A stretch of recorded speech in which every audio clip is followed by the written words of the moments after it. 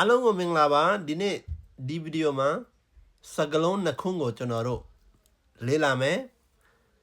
refuge refugee refuge ဆိုတာကခိုလုံတာ refugee ဆိုရင်ဒုက္ခသည်ကျွန်တော်တို့တရဏဂုံ3ပါးစောက်တည်တဲ့အချိန်မှာဒီ refuge ဆိုတဲ့စကားကိုကျွန်တော်တို့သုံးပါတယ်I take refuge in the Buddha နော် I take refuge in the Buddha ဆိုရင်မြတ်စွာဘုရားကိုခိုလုံပါသည်မြတ်စွာဘုရားကိုခိုလုံပါသည်နောက်တနည်းနဲ့လည်းပြောလို့ရတယ် I go to the Buddha for refuge I go to the Buddha for refugeမြတ်စွာဘုရားကိုစိတ်ကပ်ပါ၏နော်မြတ်စွာဘုရားကိုစိတ်ကပ်ပါ၏ကဲဒီစကလုံးတစ်ကြောင်းတက်လိုက်တာနဲ့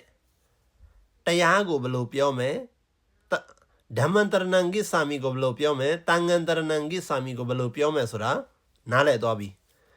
ဘုဒ္ဓဆိုတဲ့နေရာမှာကျွန်တော်တို့ကဓမ္မလို့ပဲထည့်လို့ရပြီဟာစံဃာဆိုပြီးမှထည့်လို့ရပြီကျွန်တော်တို့ကတရဏဂုံ3ပါစောက်တည်နိုင်သွားပြီကဲဒုတိယစကားလုံးက refugee refugee ဆိုတာကဒုက္ခသည် he is a refugee သူဟာဒုက္ခသည်ဖြစ်တယ် he is a refugee သူကဒုက္ခသည်ဖြစ်တယ်They found refuge in another country. သူတို့အခြားနိုင်ငံမှာခိုလုံရာရခဲ့တယ် They found refuge in another country. ကဲဒီစကားလုံးနှလုံးကိုကျွန်တော်တို့ကတရဏဂုံ3ပါစောက်တည်ဖို့လဲတတ်သွားပါပြီเนาะ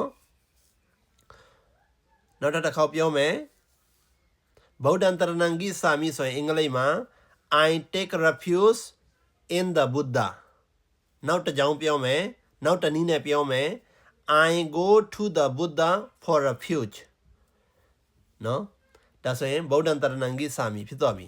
ဓမ္မံတရဏံဂိသာမိတန်ဃံတရဏံဂိသာမိဆိုရင်လည်းကျွန်တော်တို့ကဗုဒ္ဓနေရာမှာဓမ္မထည့်လို့ရတယ်တန်ဃထည့်လို့ရတယ်